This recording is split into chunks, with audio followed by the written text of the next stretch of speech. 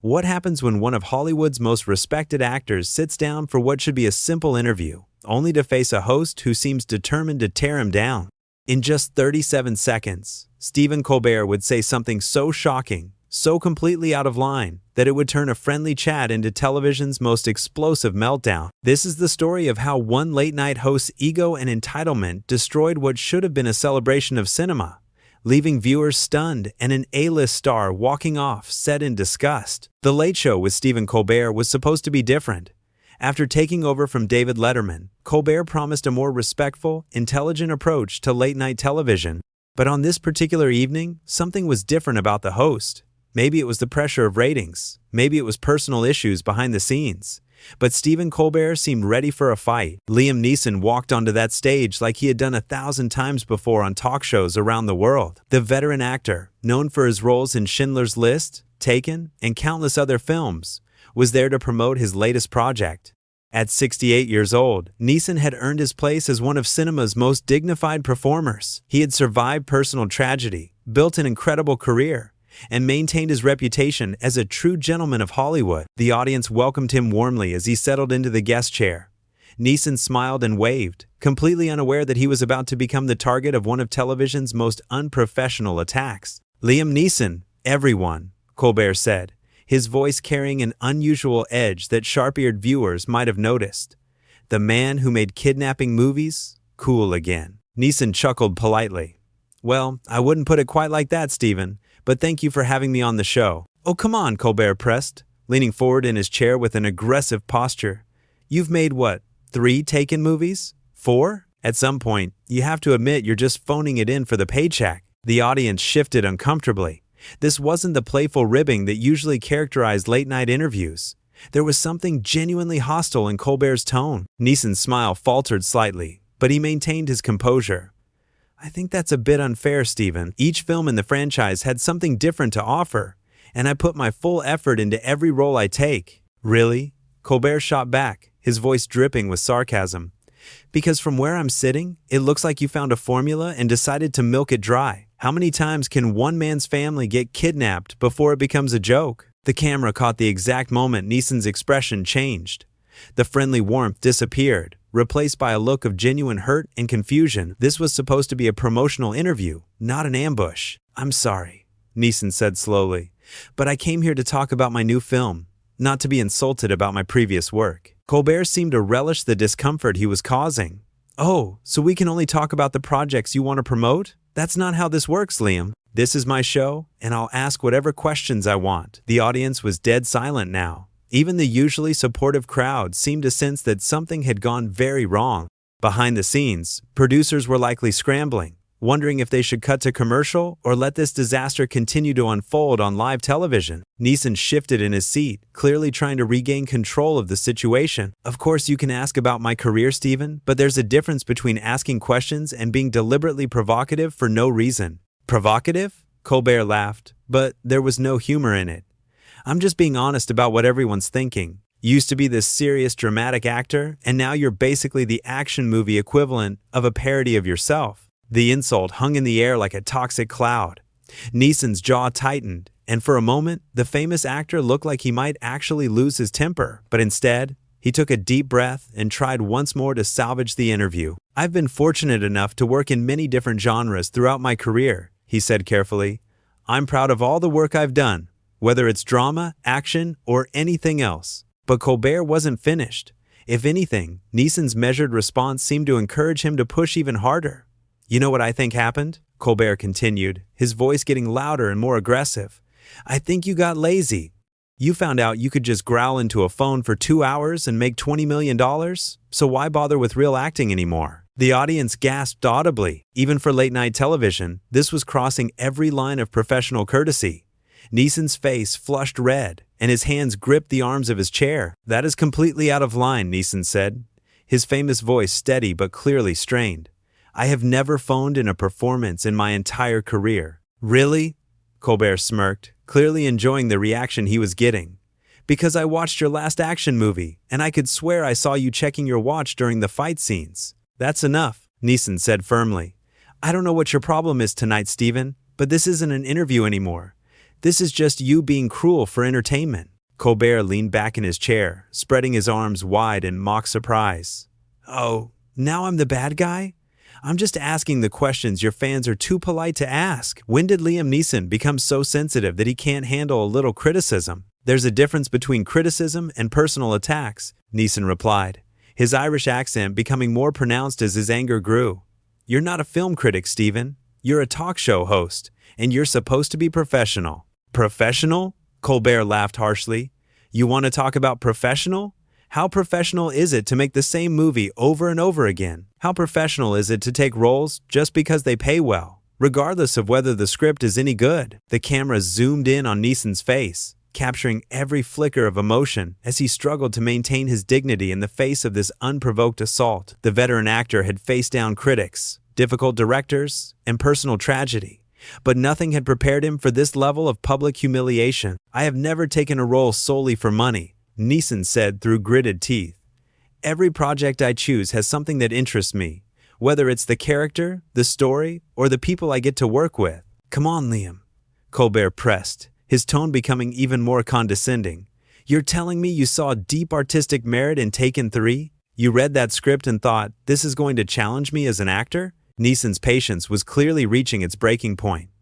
"You know what challenges me as an actor, Stephen? Trying to remain civil while being attacked by someone who clearly has no respect for his guests or his audience." The audience began to murmur among themselves, clearly uncomfortable with what they were witnessing. Some people started looking toward the exits, as if they wanted to escape the toxic atmosphere that had taken over the studio. Colbert seemed oblivious to the mood in the room.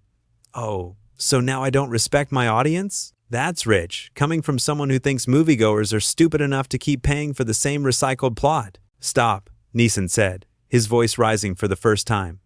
"Just stop. I came here as your guest, to talk about my work and hopefully entertain your viewers. Instead, you spent the entire time trying to tear me down for reasons I can't even understand. Maybe because someone needs to call you out?" Colbert shot back, his mask of comedy completely gone now. "Maybe because everyone in Hollywood is too scared to tell Liam Neeson that he's become a walking punchline." The words hit Neeson like a physical blow. For a moment, the camera caught him looking genuinely wounded, as if he couldn't believe what he was hearing. Then, slowly, his expression hardened into something much more dangerous. "A walking punchline?" Neeson repeated quietly, his voice carrying the kind of deadly calm that had made him famous in his action roles. "Is that really what you think of me?" Something in his tone finally seemed to register with Colbert, but instead of backing down, the host doubled down on his attack. "I think you're living off your past reputation while putting out garbage, and I think someone should have the courage to say it to your face." Neeson stood up slowly from his chair, his full height towering over the seated host.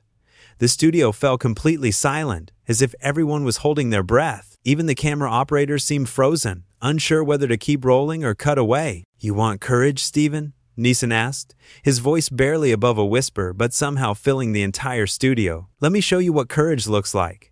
For a terrifying moment, it looked like Neeson might actually lose control. His hands were clenched into fists, his face was flushed with anger, and every muscle in his body seemed coiled for action. The audience held its collective breath, waiting to see if one of Hollywood's most respected actors was about to do something that would end both their careers. But then, something remarkable happened. Neeson took a deep breath, unclenched his fists, and when he spoke again, his voice was steady, measured, and absolutely devastating. "Courage isn't attacking a guest on your show for cheap laughs, Stephen. Courage isn't hiding behind a desk and a live audience while you tear down someone who came here in good faith.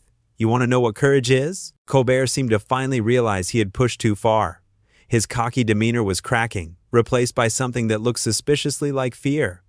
"Liam, maybe we should just—" "No." Neeson cut him off, his voice sharp as a blade.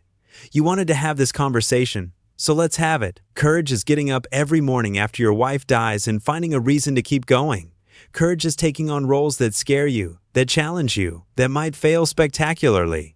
Courage is standing in front of a camera and pouring your heart into a character, knowing that critics and talk show hosts might mock you for it later." The studio was dead silent. Even the usually restless audience seemed frozen, watching this masterclass in dignity under fire. Colbert looked like he wanted to disappear into his chair. "But you know what takes no courage at all, Stephen?" Neeson continued, his Irish accent thick with emotion. sitting behind a desk and mocking people who actually create things, making jokes about other people's work while contributing nothing yourself except cheap shots and easy laughs. Colbert tried to interrupt again. "Look, I was just what?" Neeson's voice rose again. "Just being funny? Just doing your job? There's nothing funny about what you've done here tonight. You've embarrassed yourself, you've embarrassed this network, and you've shown your audience exactly what kind of person you really are." The camera caught Colbert's face at that moment, and for the first time all evening, he looked genuinely ashamed. His trademark smirk was gone, replaced by the expression of a man who suddenly realized he had made a terrible mistake. "You asked me about my action movies," Neeson said, his voice dropping back to that deadly quiet tone. "You want to know why I made them? Because they're about ordinary people finding the strength to fight for what matters to them. They're about never giving up, even when the odds are against you. They're about standing up to bullies." The word bullies hung in the air like an accusation.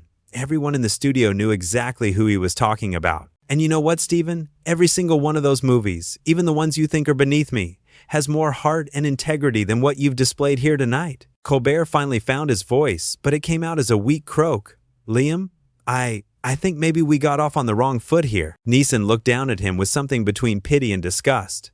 "No, Steven, we didn't get off on the wrong foot. You chose to attack a guest for no reason other than your own entertainment. You chose to be cruel when you could have been kind. You chose to tear down instead of build up." The actor began walking toward the edge of the stage, but then stopped and turned back. "You know what really disappoints me? I actually used to respect you. I thought you were one of the good ones in this business. But tonight, you've shown everyone watching that you're just another bully with a microphone." Colbert made one last desperate attempt to salvage the situation. "Please, can we just start over? I was just trying to." "Trying to what?" Neeson demanded. "Hurt me? Humiliate me? Make yourself look clever at my expense?" "Well, congratulations, Steven.